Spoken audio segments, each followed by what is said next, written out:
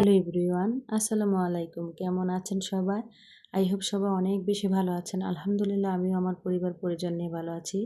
এই তো প্রতিদিনের মতো আবার একটি নতুন ব্লগ নিয়ে এসেছি আপনাদের মাঝে। আশা করি আজকের ব্লগটা আপনাদের অনেক বেশি উপকারে আসবে।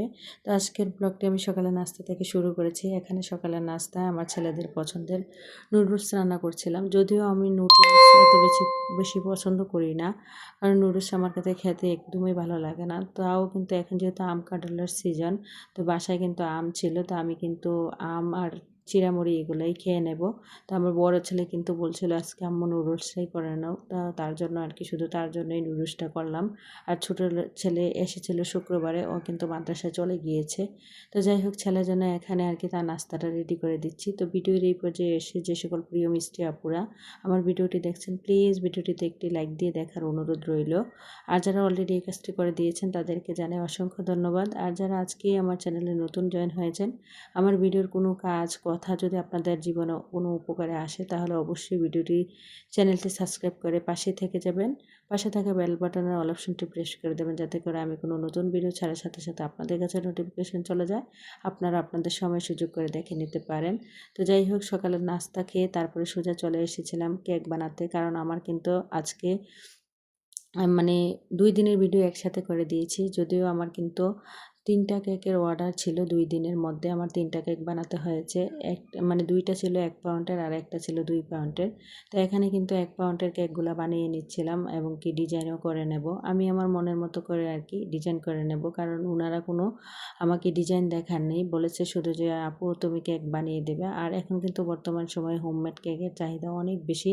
তো আজকের ভিডিও টাইটেল আর থাম্বনেল থেকে হয়তো বুঝতে পেরেছেন কিভাবে ঘরে বসে কেক বানিয়ে কিভাবে ৮০০ টাকা ইনকাম করলাম। তার সাথে আরও রয়েছে গৃহিণীদের ঘরে বসে টাকা ইনকাম করার দারুণ দারুণ ৬টি টিপস আর কি আজকে আপনাদের মাঝে শেয়ার করব। আশা করি ভিডিওটি আপনাদের অনেক বেশি ভালো লাগবে। তো যাই হোক, এখানে কিন্তু আমি যে কেকের ডিজাইনগুলো করে নিয়েছি, যদিও তারা কোনো ডিজাইন দেয়নি, আমি আমার মনের মতো করে আর কি ডিজাইন করেছি। একটা পিঙ্ক কালারের যে মানে ভ্যানিলা এসেন্সের ছিল যেটা, এটা পিঙ্ক কালার করেছি। আর এটা ছিল, একটা ছিল চকলেট আর কি ফ্লেভারের। তো ২টা ২ রকম। আরেকটাও ২ পাউন্ডের বানিয়েছিলাম, হয়তো আগের ভিডিওতে দেখিয়েছিলাম আর কি।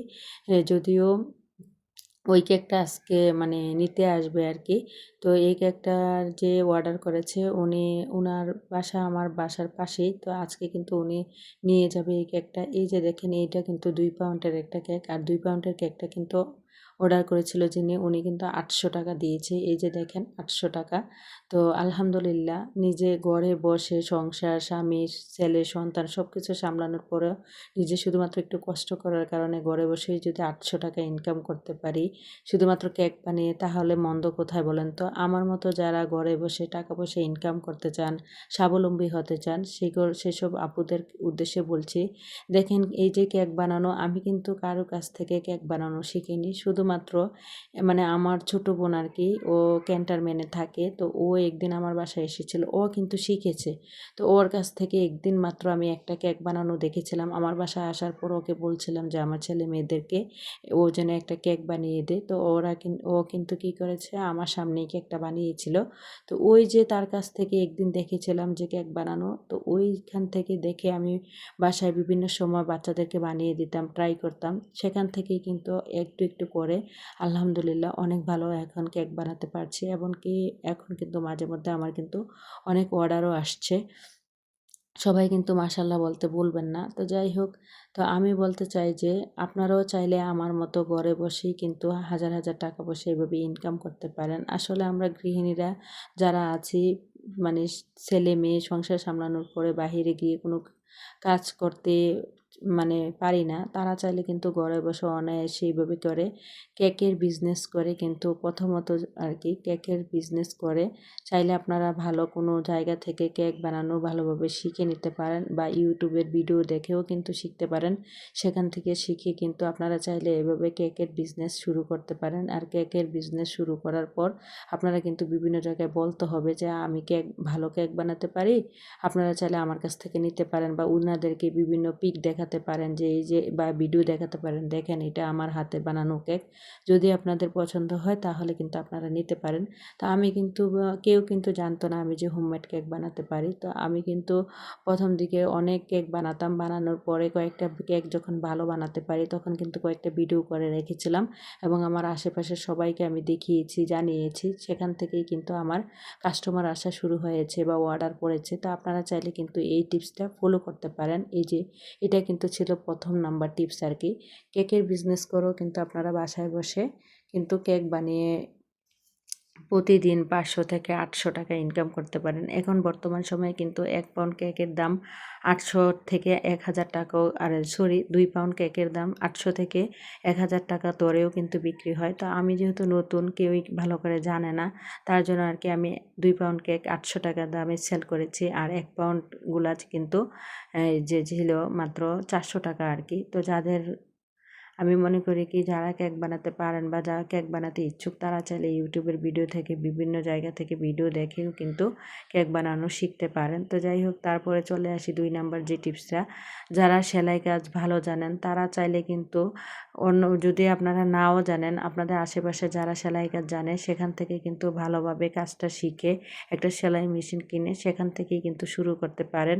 যদিও মানে প্রথম দিকে আপনারা কিন্তু অর্ডার পাবেন না, কিন্তু দেখা যায় যে আপনারা যখন ভালো কাপড় বানাতে পারবেন, আপনার আশেপাশে যত প্রতিবেশী আছে সবার কাছে ব্যাপারটা শেয়ার করবেন, বলবেন যে আমি ভালো কাপড় সেলাই করতে পারি, বা নিজে ভালো মানে বিভিন্ন ডিজাইন দিয়ে ডিজাইন করে করে জামা কাপড় পরবেন। বাচ্চা থাকলে বাচ্চাদেরকেও কিন্তু ভালো ডিজাইন করে করে জামা কাপড় পরাবেন। দেখবেন সেগুলো দেখার পরেও কিন্তু ওনারা কিন্তু আপনার কাছেই কিন্তু কাপড় সেলাই করতে চলে আসবে।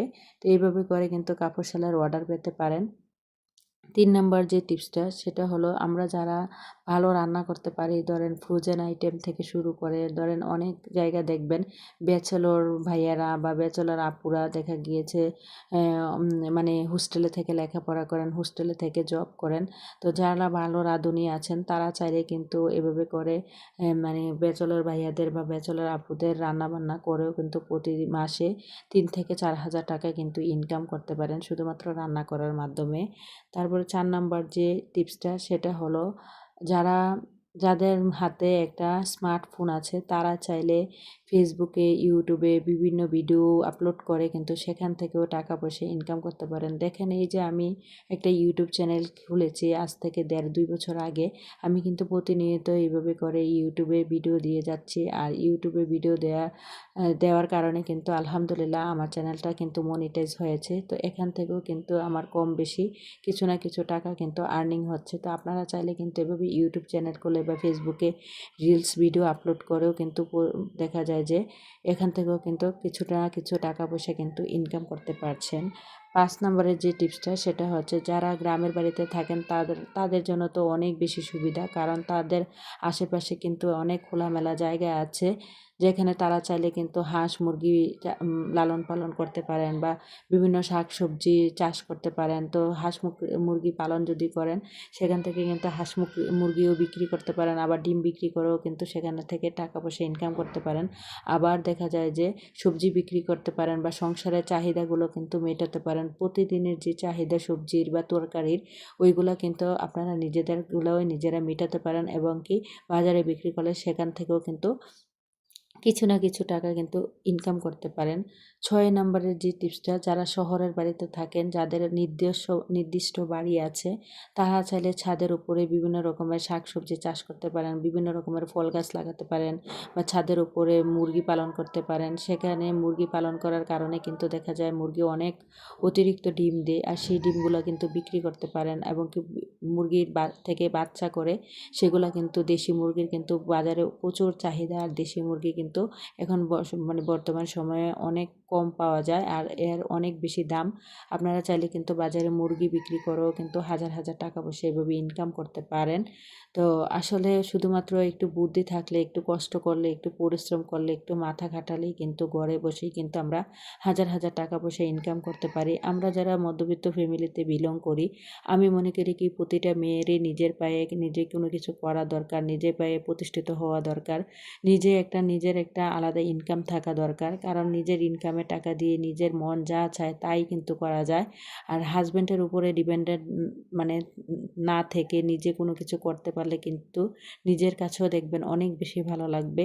নিজের জীবনের যত চাওয়া পাওয়া আছে, ইচ্ছে আছে, সেগুলো কিন্তু আপনি অনায়াসেই কিন্তু সেগুলা পূরণ করতে পারবেন। তো যাই হোক, আমি কিন্তু প্রতিনিয়ত সংসার, ছেলে মেয়ে, রান্না বান্না সব কিছু ঠিকমতো করার পরও আমার হাজব্যান্ড কিন্তু দূরপ্রবাসে থাকে। তো তারপরও কিন্তু আমার সব দিক সামলানোর পরও কিন্তু আমি চাই বাসায় বসে, ঘরে বসে কোনো না কোনো কিছু করে যেন কয়েকটা টাকা ইনকাম করতে পারি। তো আলহামদুলিল্লাহ এখন কিন্তু বর্তমানে আমি কেকের বিজনেসটাই বেশি করছি।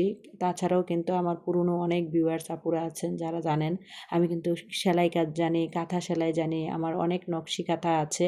আমি কিন্তু নকশি কাঁথাও সেলাই করে প্রতি মাসে বা ২ মাস ৩ মাস পরে, পরে ৩ থেকে ৪,০০০ টাকাও কিন্তু ইনকাম করতাম একটা সময়। কিন্তু এখন আর ওইগুলা করি না। এখন কিন্তু শুধুমাত্র কাপড় সেলাই করি আর কেকের বিজনেস করি। কেক বানাতে পারি, কেক অনলাইনে সেল করি না। তবে আমার আশেপাশে যারা আছে তাদেরকেই আরকি সেল করি। তো উম আমি কিন্তু একটা টিকটক আইডি খুলবো।